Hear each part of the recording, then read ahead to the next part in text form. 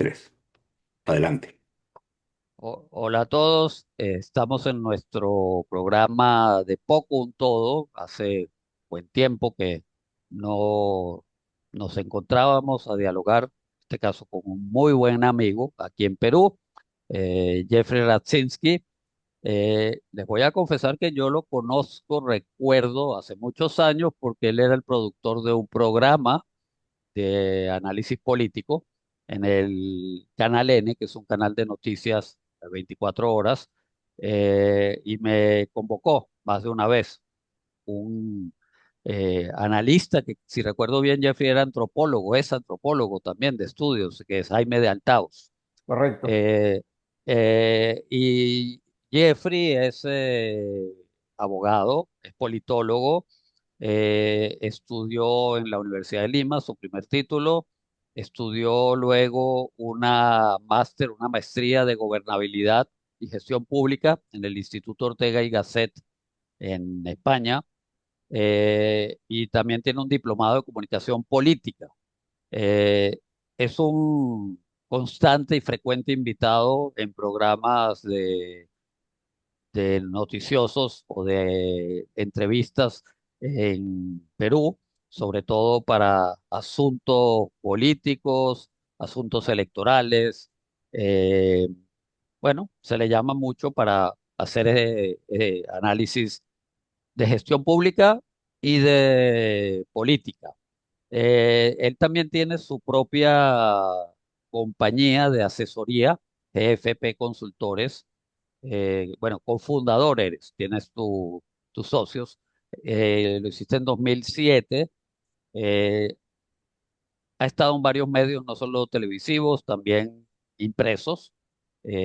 Ha tenido sus columnas y también, si recuerdo bien, eres cofundador de la Escuela de Gestión Pública de la Universidad del Pacífico, ¿no?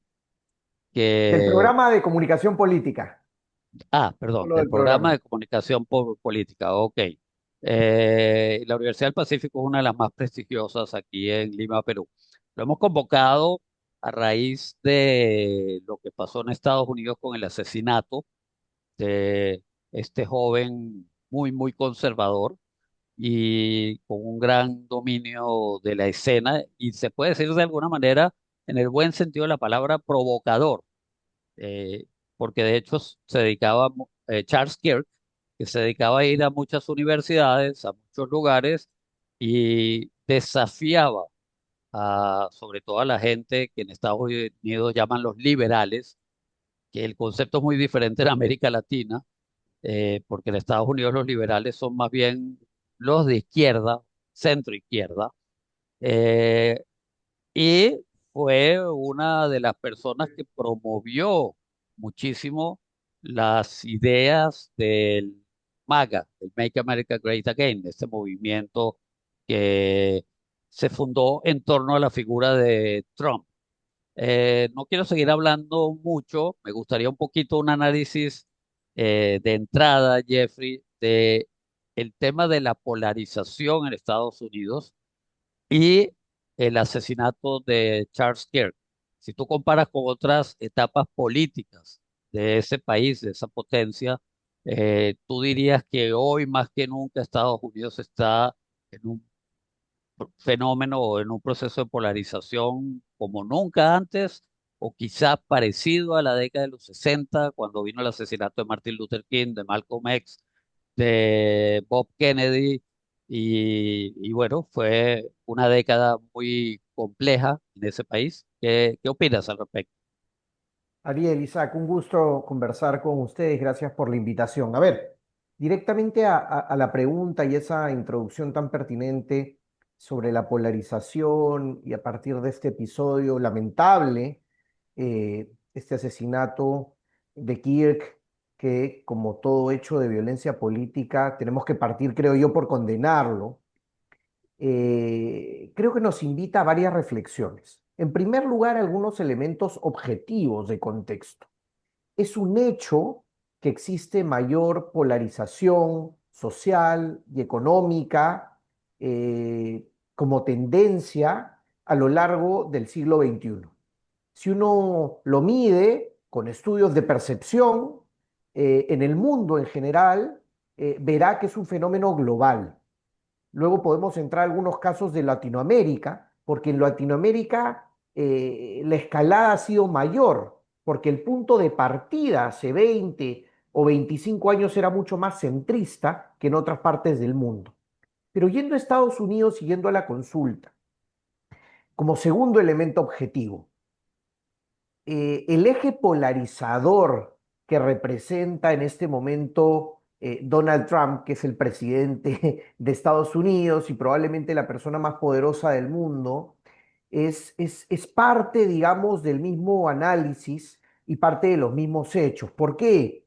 Porque más allá del espectro ideológico de derecha o izquierda, con sus disquisiciones en todos lados, lo que hemos notado en la última campaña electoral como reafirmación de lo que venía antes, es precisamente el potenciamiento de los extremos. Y eso también está medio. Y de los extremos también en los antagonistas políticos, porque si tú ves el Partido Republicano, se corrió más a la derecha para hablar en el espectro clásico, pero si ves el demócrata, también hubo una tendencia de correrse más a la izquierda. Entonces, quiero dar esos elementos de contexto político para entrar en lo social. Ahora, y ustedes son comunicadores y probablemente puedan ahondar con mucho más argumentos que yo sobre esto. Pero creo que como tercer punto objetivo, no podemos dejar fuera de lugar la dinámica de las comunicaciones contemporáneas, la inmediatez, la posibilidad de participar directamente en un diálogo público, ha cobrado, digamos, mucho mayor preponderancia y ha restado algunos elementos de la democracia liberal clásica. Y creo que ese es el gran contexto que tenemos que analizar en la discusión y en la polarización, que sí es un hecho real. Y con todo este marco, comprender que algunas de las instituciones que habían sostenido principios fundamentales como el pluralismo o la tolerancia que acompañaron la democracia, hoy tienen menos valor electoral y tienen menos rédito político en general. Entonces, creo que si no partimos por eso, difícilmente podemos analizar un fenómeno particular. Y solo para cerrar el episodio de Kirk, y creo que esto puede ser sintomático, fíjate, en un país como el Perú, donde apostaría que la gran mayoría no sabía ni quién era Kirk hasta este asesinato, se está organizando por la Municipalidad de Lima, por el alcalde Rafael López Aliá, que probablemente va a ser candidato presidencial en algunos meses, un homenaje a Kirk y a lo que representa. Lo que quiero decir es, fíjate los fenómenos comunicacionales, de comunicación política alrededor de esto, más allá del hecho punitivo o del fenómeno polarizador, ¿no? Yo dejo eso como un campo abierto para Ahora, profundizar. Jeffrey, tú has dicho algo que es muy interesante, que la polarización implica una radicalización de los extremos.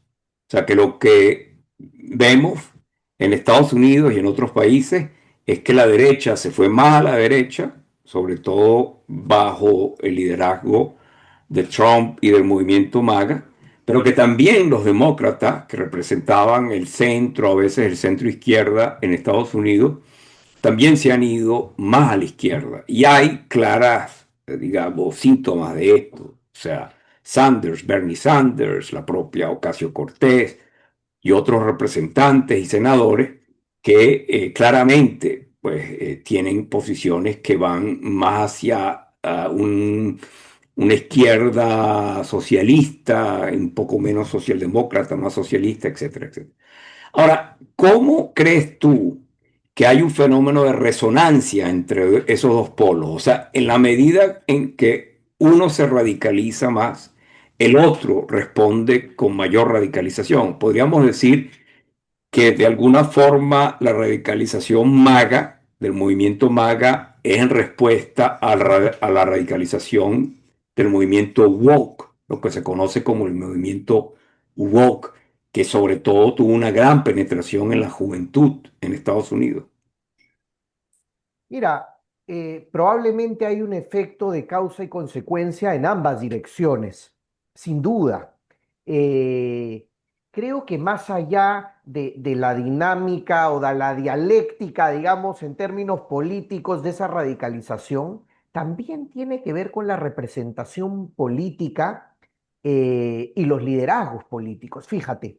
En el caso de Estados Unidos en particular, sí, has citado algunos políticos que tienen gran arraigo, sobre todo comunicacional, porque cuando uno ve el correlato en votos, a veces hay una brecha grande entre el respaldo mediático y efectivamente el respaldo electoral, pero digamos tienen mucha presencia en el debate público.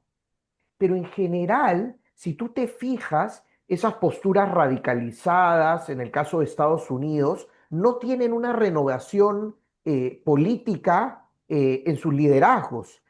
Te fijas, la propiedad de Trump u otros precandidatos que habían, o el expresidente Biden, creo que es un dato no menor, el poco peso de algunos dirigentes y el recambio de esos políticos. Hay un libro que escribió un compatriota de ustedes, Moisés Naím, hace algunos años, El fin del poder, donde planteaba una tesis a partir de que era más fácil conseguir poder, pero más difícil mantenerlo, sobre todo para las generaciones políticas que venían. Y creo que eso tiene que ver también con el discurso, con el debate y en general con las comunicaciones alrededor de la política. ¿Y por qué vuelvo a esto?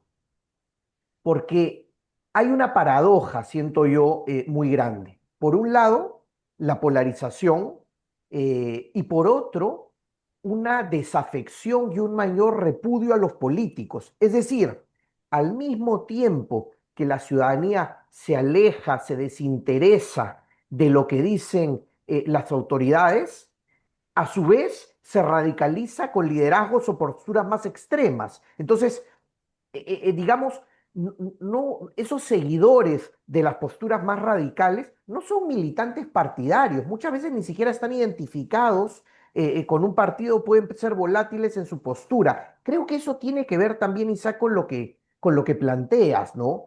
Hay un reacomodo, una recomposición de esa dinámica social que se manifiesta, digamos, en términos electorales. Sí, Yo creo, bueno, habla Isaac. no, solamente una reflexión sobre lo que nos decía Jeffrey en relación a la comunicación y cómo eso ha cambiado. O sea, hoy alguien comentaba en un podcast que estaba escuchando que hay dos maneras de ver el fenómeno de las redes sociales. Una es el fenómeno de masa, digamos, o de la multitud que se moviliza ahora de forma digital, pero hay otra metáfora que es mucho más interesante, que es la del enjambre de insectos, porque el enjambre de insectos que se va moviendo es mucho más caótico. Y yo creo que la verdad que es la imagen del enjambre la que me parece que puede ilustrar mejor qué es lo que pasa en las redes. O sea, aparte de ser extremadamente caótico, es un espacio donde prácticamente todo se vale. Entonces, las voces más radicales que antes eran las voces de los militantes, de minorías que eran, digamos, que tenían un espacio restringido para comunicar sus puntos de vista, esas voces que hoy se manifiestan en ese enjambre tienen mucho mayor eco Así y es. probablemente es donde van contribuyendo, aunque no sea el único factor, pero esas voces van contribuyendo a esa radicalización. Y entonces yo creo que tienes razón en que el factor comunicacional es algo que todavía no terminamos de entender bien. O sea, creo que todavía tú que has trabajado la comunicación política, has enseñado la comunicación política, creo que a veces lo vemos con el punto de vista un poco del siglo XX, ¿verdad? De los gatekeepers o de la espiral del silencio o de otros fenómenos, pero realmente estamos hablando de fenómenos nuevos que todavía no terminamos de digerir bien. Sí, a propósito de eso, estuve para una de las clases que doy buscando material y me topé con un reportaje de 60 Minutes de hace 2 años, donde se hablaba del tema de la polarización. Y un experto en ese tema estadounidense decía que hoy en día el, la, la noticia que puede dar alguien en Twitter, por ejemplo, que es una de las muchas redes sociales, pero se aplica para cualquiera, se retuitea más las respuestas con el tema emocional, con la agresividad que dijo fulano, que dijo Mengano a raíz de un Twitter inicial, pero exponencialmente se retuitea o se divulga mucho más la polémica que con respecto a la noticia original o la idea original que alguien propagó, lo cual me lleva a hacer una pregunta, no solo a ti, Jeffrey, se me olvidó contarte que Isaac también es experto en comunicación política y enseña en la Escuela de Comunicación de la Universidad de Ottawa. Eh, ¿Cuál es la solución, entre comillas, o qué es lo que hay que hacer? Hay que regular las redes sociales, es la única manera de un poquito reducir los niveles de violencia política, los niveles de agresividad y de la contaminación en la comunicación política. Y si se hace regulación, estamos atentando entonces contra la democracia. ¿Cómo resolvemos ese dilema? Sí, es complicado. Muchas veces hay que tener cuidado porque los remedios de la restricción y la regulación a veces son peor que la enfermedad. Eh, Fíjate, no tengo la solución. Me encantaría darte una respuesta así taxativa y puntual, pero puedo ensayar algunas ideas. Fíjate, lo primero, coincidir con lo que decía Isaac en relación a las comunicaciones, porque desde el punto de vista del protagonismo o del alcance o de los clics, es rentable comunicacionalmente tener una postura confrontacional, radical, y eso está medido. Y eso tiene un correlato después en la discusión pública y tiene un correlato también en la decisión política, no solo electoral, también en gestiones gubernamentales. Entonces, eso por un lado. Y por el lado de la regulación y las redes sociales, fíjate, en general, creo yo, tiendo yo a defender la libertad de expresión y la libertad de opinión. Creo que eso toca salvaguardarlo.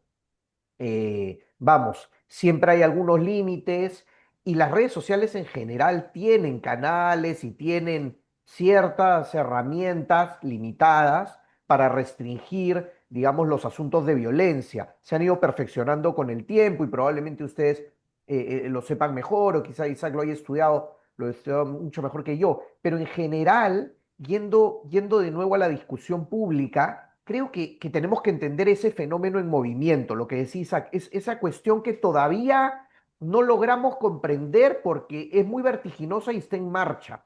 En la Universidad de Oxford con Reuters Institute hicieron su informe anual de comunicaciones, el del 2024, y señalaban, por ejemplo, que habían ya varios países que tenían al TikTok como principal canal para nutrirse de información noticiosa.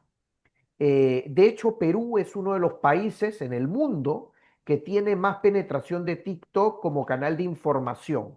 Y el formato tiene que ver mucho también con esto. Entonces, había noticias serias con videos de 1 minuto y 2 minutos, pero muchísima información asociada de desinformación, de mentiras y sobre todo de elementos de violencia asociados a la información que también son consumidos en mucho mayor proporción de lo que había antes. Entonces, creo que ahí hay un espacio objetivo para medir y comprender cómo está variando la participación política. Y nuevamente esa paradoja, ¿no? Tengo mayor información sobre la política, pero cuando me consultan si me interesa o no las decisiones políticas, más gente dice que no le interesa hoy de lo que decía hace una década, por ejemplo, en Latinoamérica. Entonces, esta paradoja toca entenderla también, ¿no? Probablemente, Isaac, tú hayas visto este fenómeno más a profundidad. Bueno, un fenómeno que también existe es el fenómeno, digamos, de la burbuja, ¿no?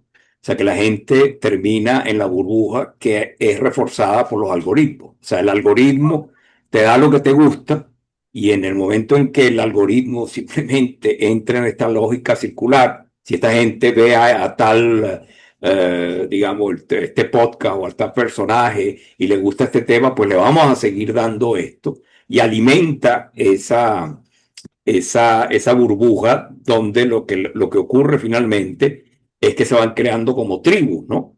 Un poco tribus que lo que hacen es reforzar lo que ya creen saber, probablemente reforzar sus prejuicios incluso reforzar mentiras que se creen, ¿no? Y por eso también, aunque el otro día un colega nos decía que no hablemos de teoría de conspiración, obviamente que en esto también juegan mucho las teorías de conspiración. Porque si yo estoy en una burbuja y lo que escucho es gente que confirma mis teorías de conspiración o lo que yo me imagino que es la realidad del mundo, quién controla el mundo y cómo se manejan los asuntos mundiales, pues si no salgo de esa burbuja, si no tengo además manera, no tengo interés, pero además no tengo manera de romper el algoritmo, pues al final ocurre lo que tú dices, ¿no? Ahora, yo quisiera un poco que habláramos ahora de América Latina, Ujú. porque hay países donde el tema de la polarización resurge, es el caso de Colombia, lamentablemente, con elementos de violencia política.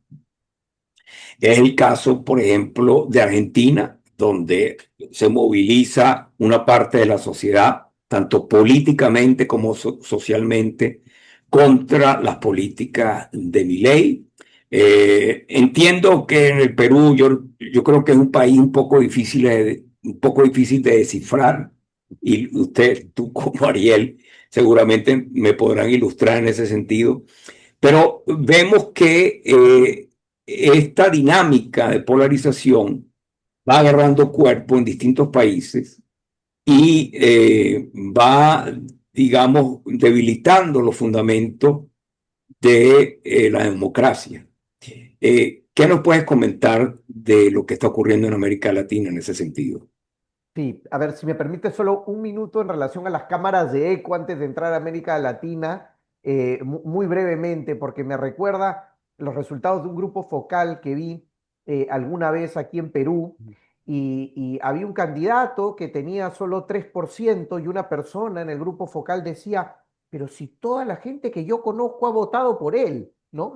Y no podía comprender que había un Claro. universo más allá de su grupo íntimo y lo que leía en sus grupos de WhatsApp y en su Facebook, tal cual la burbuja que tú has descrito, ¿no? Cámaras de eco, como le llaman otros autores. Yendo a América Latina, vamos, es parte de este fenómeno, ya habíamos dicho, de la polarización. Eh, Hay algunos elementos que creo yo han catalizado y han acelerado el proceso de polarización, que si uno se fija por estudios de percepción, a lo largo de los últimos 20 años se aceleraron más en los últimos 5, post pandemia.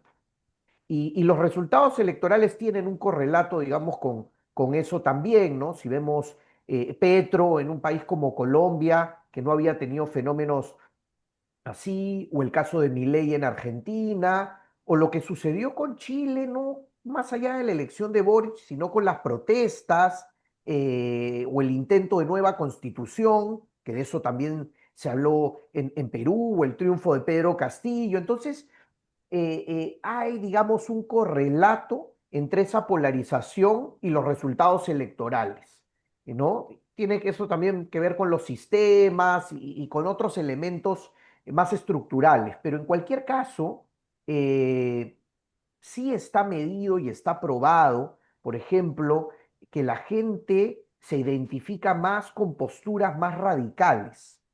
Creo También que hay en que el mencionar caso, Brasil, en, disculpa, con Bolsonaro. Brasil, Con Bolsonaro. sin duda, Ujú. recientemente condenado. Y está también medido que hay mayor polarización, y en esa polarización, por lo menos en Latinoamérica, la derecha ha crecido más que la izquierda. Estoy hablando en términos generales de percepción, de autopercepción de la gente. Ahora, eh, si es un ¿Podría fenómeno. aclararnos a quién representa esa derecha, por ejemplo, para que no sea un concepto abstracto? Sí, básicamente en el caso de Latinoamérica, la derecha tiene un componente conservador muy fuerte. En realidad la izquierda también en algunos países, y eso podría sonar un poco contradictorio. En Perú, por ejemplo, Pedro Castillo no era un izquierdista progresista, digamos, como tradicionalmente mucha militancia latinoamericana de izquierda, sino un izquierdista conservador, con posturas, digamos, muy distintas a la defensa de los derechos civiles individuales, por ejemplo, ¿no? Pero en el caso de la derecha, sobre todo posturas muy conservadoras, con arraigo religioso por un lado, de fortaleza, digamos, de fuerzas armadas o militaristas por otro, ¿no? Y con una representación que creo yo se asocia a algunos problemas que han ido en aumento, como inseguridad ciudadana, por ejemplo. Creo que no es casualidad que Bukele es un gran referente, digamos, en Latinoamérica de política o de respaldo o de aprobación. Y si tú ves su política pública y su gestión, es, digamos, bastante restrictivo en algunas cosas económicas que podrían ser con control de precios, incluso que podría asociarse a un gobierno de izquierda, pero desde el punto de vista del imaginario colectivo hay esa representación de mano dura, de fortaleza con la inseguridad, de un alineamiento con las fuerzas del orden, ¿no? Y una postura muy pro familia y muy conservadora. Creo que esas son las grandes banderas en la derecha. No sé si te respondo, Isaac, la Pero consulta. una pregunta, Jeffrey, eso no es solo un tema de percepción, eso es un tema de discurso también, porque Bukele tiene un discurso de derecha. Bukele desde que asumió quería convertirse en una especie de líder continental contra el chavismo, por lo menos a nivel discursivo. Bukele también, el tema, si no me equivoco, un poco el tema de la religión entra en su discurso. Eh, y Milei también es un caso interesante en ese sentido, porque, es decir, el liberalismo de Milei o el libertarianismo, en el caso de Milei, es complicado de entender porque es muy conservador en los temas de los derechos civiles, tú te refieres, y es más en los temas que tienen que ver con la economía, Mm, que también esa contradicción, para mi sorpresa, se está dando en Estados Unidos con Trump, porque Trump es proteccionista, el tema de los exactamente. aranceles. Por eso hacía, Eh, ujú. sí, sí, sí, continúa. No, por eso hacía Ariel la salvedad con los elementos característicos, digamos, de ese discurso y de esa representación y de esa identificación, porque algunas de las medidas tomadas por estos líderes que identifican, digamos, sobre todo a la derecha, serían del manual económico de un gobernante de izquierda, con algunos temas de comercio internacional, citabas algunos o de restricciones al comercio en el caso del Salvador. Entonces, por eso hacía digamos, las características principales. Pero volviendo al tema de la derecha y de la polarización, creo que hay otro elemento para tomar en consideración, ¿no? Y es salir de esta discusión del eje del espectro clásico derecha-izquierda. ¿Qué es lo que sucede en muchos países de Latinoamérica? En primer lugar, mucha gente no comprende lo que es la derecha, izquierda, o no se identifica con ninguno. Incluso comprendiendo algunas diferencias, dice, no me identifico, yo no soy ni de derecha, ni de izquierda, ni... Entonces, eso por un lado. Sí, en Eh, Perú a mí me dicen muchas veces taxistas, gente que la gente en la calle cuando hablo de temas políticos me dice, aquí no importa quién gobierne, yo tengo que trabajar duro porque si no, no me va a ir bien. Que es eh, una postura que creo que refleja muy bien los tiempos y la percepción de la cual tú hablas. Sin duda. Entonces, creo que a diferencia de algunas sociedades que tienen una cultura política más desarrollada, una identificación, digamos, más clara y un sistema político donde las banderas o los antagonismos están más claros, en Latinoamérica creo que eso es distinto, ¿no? Ni mejor ni peor, simplemente distinto y más volátil, ¿no? Y tan es así que cuando uno analiza, por ejemplo, en la mayoría de países latinoamericanos, los sistemas electorales, tienen dos vueltas, ¿no? Los dos principales candidatos pasan a segunda ronda en una elección.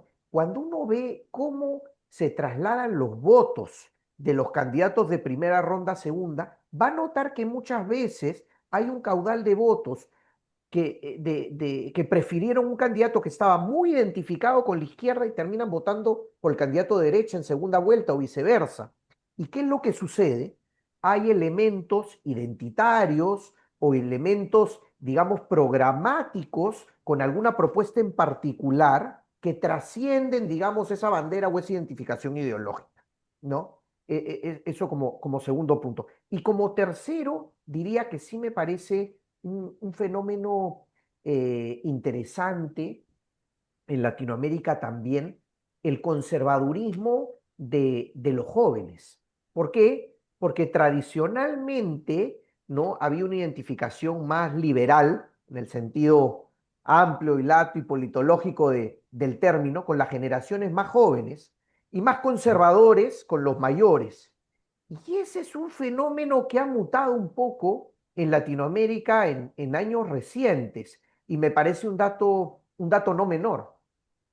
Ya, pero ¿cómo se traduce Se entre los traduce jóvenes? que por ejemplo, tienes posturas de candidatos de derecha conservadora donde su bolsón electoral más fuerte son los jóvenes. Eso hubiese sido impensado con esas características hace solo 20 años. Yo quiero hacer una reflexión al respecto. Yo estuve hace unas semanas en una conferencia sobre que el tema era la radicalización en lo cotidiano. O sea, la idea era conversar sobre distintas situaciones, fenómenos en países particularmente europeos, pero no solamente europeos, sobre el tema de la radicalización, pero no de la radicalización extrema de grupos, digamos, terroristas o de militantes, sino la radicalización en la vida cotidiana, un poco de lo que estábamos hablando de la polarización. Y un caso que se presentó ahí fue el de Grecia. Y son psicólogos sociales, dos colegas que son psicólogos sociales, que presentaron el caso de Grecia que es bastante, que fue y que es bastante volátil, porque simplemente para recordar un poco, Grecia pasó por una crisis económica muy seria, ¿verdad? E hizo, esa crisis llevó a la elección de un gobierno de izquierda, con Syriza, con el partido Syriza de izquierda. Syriza asume después un poco la receta de la Unión Europea, asume el programa de derechas, lo lleva adelante. Y eso hace que finalmente los griegos, después de ese gobierno, terminen eligiendo un gobierno de derecha.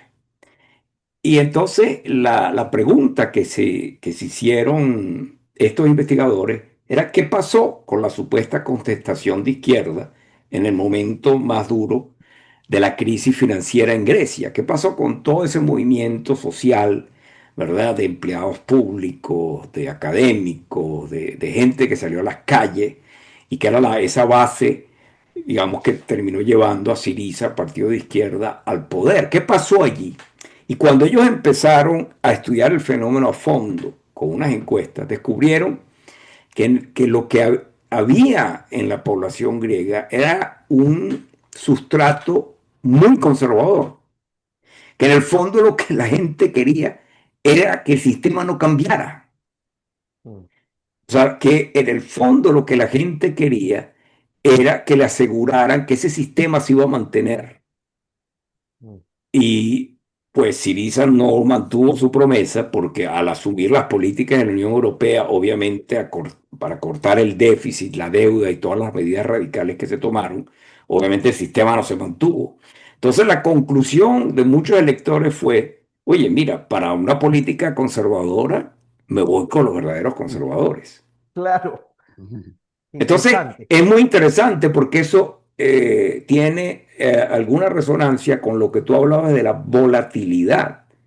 O sea, que al no identificarse con posiciones ideológicas o partidistas muy claras, ese mismo electorado que hoy se identifica con tal propuesta o con tal líder o con tal político, pues en otro momento puede pasar a otra posición. Yo creo que el caso además de Chile es muy interesante para llevarlo a América Latina, sobre todo con el tema de su asamblea constituyente. Bueno, ellos le dieron un nombre muy particular que fracasó y fracasó dos veces, no una. Digamos, el gran proyecto de Boric y de la izquierda era vamos a hacer una nueva constitución para deshacernos de la constitución que fue el legado que nos dejó la dictadura de Pinochet. Y el primer intento fue un desastre, pero el segundo intento fue otro desastre, porque además lo que la gente terminó eligiendo como representante, con una fórmula distinta, ya no era la asamblea constituyente al estilo Robespierre, sino con otra fórmula, terminó eligiendo a la derecha. Así Pero es. tampoco esa fórmula sirvió y la constitución se quedó igual. Entonces, es verdad que asusta la polarización mucho, asusta en sus manifestaciones más radicales y violentas, pero también la opinión pública y las tendencias políticas son más volátiles ahora y lo que hoy parecía el fin de una era, como parecía anunciar la llegada de Boric, por ejemplo, a la presidencia de Chile, no lo fue tal. Y probablemente, no sé qué piensas tú que va a pasar ahora con las elecciones en Chile, pero probablemente el gobierno de Boris lo que hizo simplemente es abrirle la puerta otra vez a la derecha para que retornara al poder.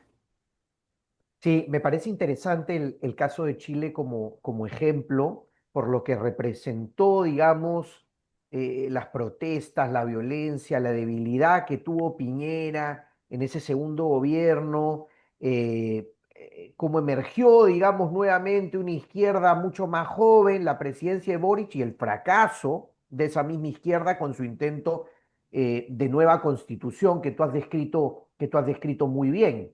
Y claro, más allá de la lógica pendular que tiene la política, ¿no? Es decir, quiero algo distinto, quiero un cambio, entonces elijo al antagonista, al opositor al gobierno y luego me decepciono y reculo, ¿no? Eso es un poco simplificando. Pero yendo a la coyuntura ahora, ¿no? En Chile, por ejemplo, es muy interesante porque si uno revisaba hace unos meses, las preferencias electorales, había más preferencias, digamos, un poco más centristas. Por ejemplo, Matei, la exalcaldesa, ¿no? Que luego bajó mucho. ¿Y quién subió? Subió Cast. Y a la Exacto. derecha era más radical. ¿Y qué pasó a la izquierda? Lo mismo. También había una posición de izquierda, pero que al final perdió peso. ¿Y quién ganó? Ganó Jara del Partido Comunista, es decir, Sí, más al extremo. más Un poco lo todavía, que, sí. ¿no? Poner, digamos, con un ejemplo lo que hemos tratado de conceptualizar. ¿Qué creo que va a pasar en Chile? Creo que tiene mucho más opción de éxito Cast, la derecha. Eh, en noviembre son las elecciones, falta poco. Eh, Creo que van a pasar Cast y Jara segunda vuelta y probablemente gane Cast. Falta mucho y me puedo equivocar, pero si me dices quién creo que tiene más probabilidades de éxito hoy, te diría, y te diría básicamente por dos cosas. Uno, por la oposición al gobierno, ¿no? Que es algo tradicional, la forma de posicionarse políticamente como oposición a un gobierno que tiene alrededor del 35% de aprobación. Y lo segundo, por esa lógica también conservadora y distinta, ¿no? Es como lo disruptivo no tuvo mayor éxito o no fue tan disruptivo, ¿no? Porque claro, también reconoce muchos de los opositores de Boric que la cosa al final fue menos trágica de lo que ellos imaginaron y lo dicen. Entonces, creo que en ese juego tiene mayor opción Kaz que Jara en Chile, me parece. No, no sé qué Ahora, ¿Y opinarán. cómo ves el tema de ahora, a la vuelta de la esquina, las elecciones de octubre, provinciales y parte del Congreso en Argentina? ¿Y cómo ves el caso de Colombia? Mira, en Argentina es interesante porque los resultados en la provincia de Buenos Aires marcaron una diferencia mucho mayor de lo que todos los analistas y los propios encuestas señalaban, ¿no? En Argentina creo que hay algunos hechos objetivos, ¿no? La principal bandera de Milei, más allá de la comunicación era su oposición al kirchnerismo a partir del planteamiento de enfrentar la inflación, que era lo que más le preocupaba a la ciudadanía. Independientemente del lugar donde se ubicaba la gente, estaba harto y el fenómeno de la inflación en general le estaba dando rédito político a Milei hasta hace un par de meses. ¿Qué es lo que ha sucedido? Que al final en política las formas son tan importantes como el fondo y han habido algunos temas que han detonado, digamos, alguna crítica pública, desde hechos de denuncias de corrupción.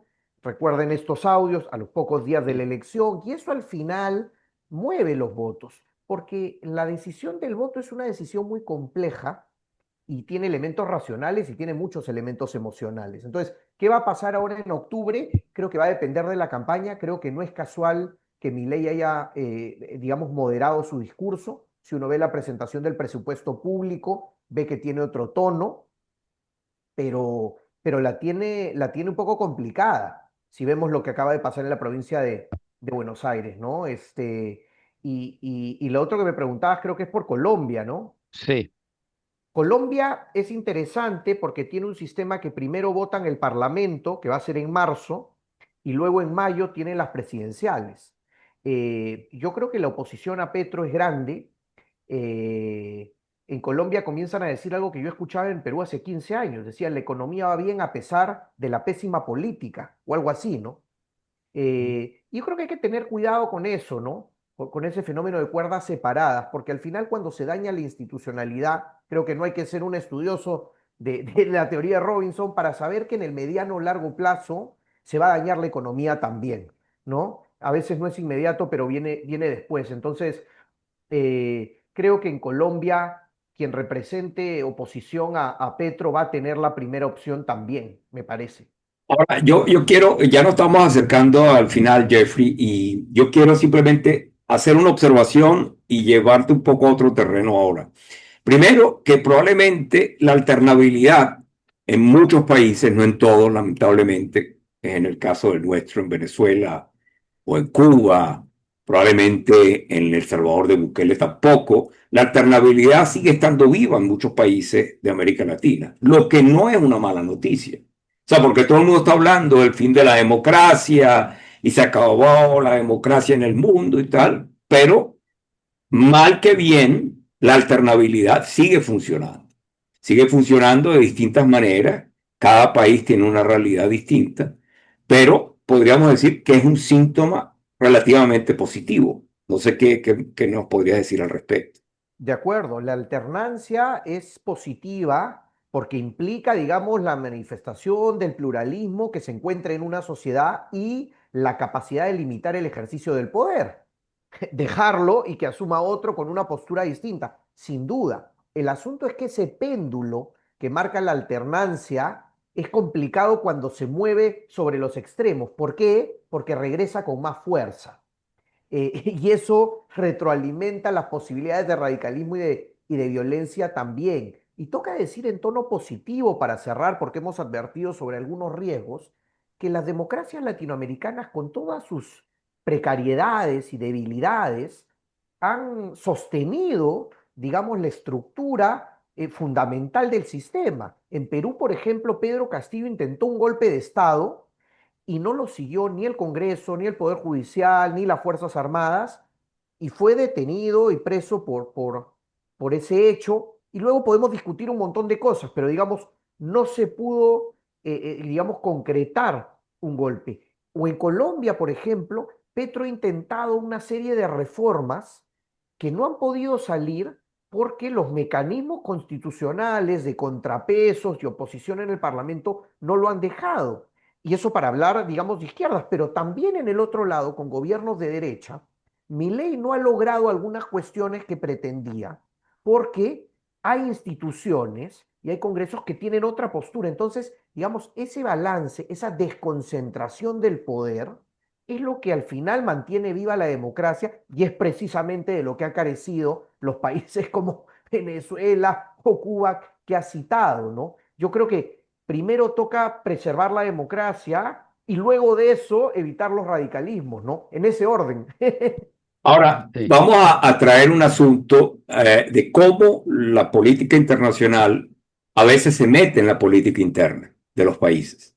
Probablemente uno de los ejemplos mm, más llamativos y más recientes de esto es cómo la guerra entre Israel y Hamas en la Franja de Gaza se ha metido en la política de algunos países. Ha ocurrido recientemente en España, es obvio que está ocurriendo en Francia, que ocurre en Alemania. Eh, por supuesto que en la retórica de gobiernos llamados revolucionarios como el de Venezuela es muy importante ponerse del lado de un bando y no de otro, etcétera, etcétera. ¿Qué pasa? ¿Por qué crees tú que a veces un asunto como la guerra entre Israel y Hamas entra de una forma tan prominente en la política interna del país? Y otras veces hay asuntos internacionales, incluyendo, por ejemplo, la guerra eh, que empezó con la invasión rusa a Ucrania, no juegan un papel tan importante en la política interna. sí. ¿Cómo podemos Jeffrey, explicar eso? y le agrego la pregunta, por ejemplo, ahora que está esta flota estadounidense en el Mar Caribe y el tema de Venezuela, que en otras circunstancias en nuestro continente, eso sería un tema de política interna muy volátil también, muy radical, y eso prácticamente casi ni se debate entre los partidos políticos. En Perú, por lo menos, no. Entonces, De, le de agrego eso a la acuerdo. pregunta.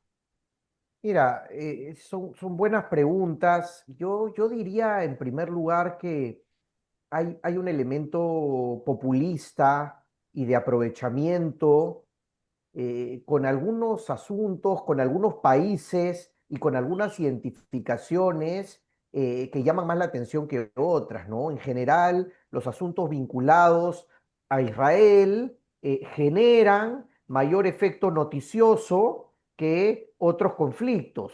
Y creo que hay una utilización populista en el sentido más básico del término de procurar dividir entre víctimas y victimarios, ¿no? Entre los buenos y los malos, entre la justicia y la injusticia, que es precisamente la bandera que se concerta con esta demagogia, digamos, de liderazgo, identificaciones con cuestiones que al final son un elemento para esos gobernantes que lo utilizan simplemente aglutinador o cohesionador de posiciones o de corrientes mayoritarias y que tienen que ver poco con su dinámica interna o poco, digamos, con las prioridades incluso de sus sociedades. Me parece, Isaac, en el caso de Latinoamérica es distinto porque creo que tiene mucho menos peso de lo que ocurre en países como los europeos, ¿no?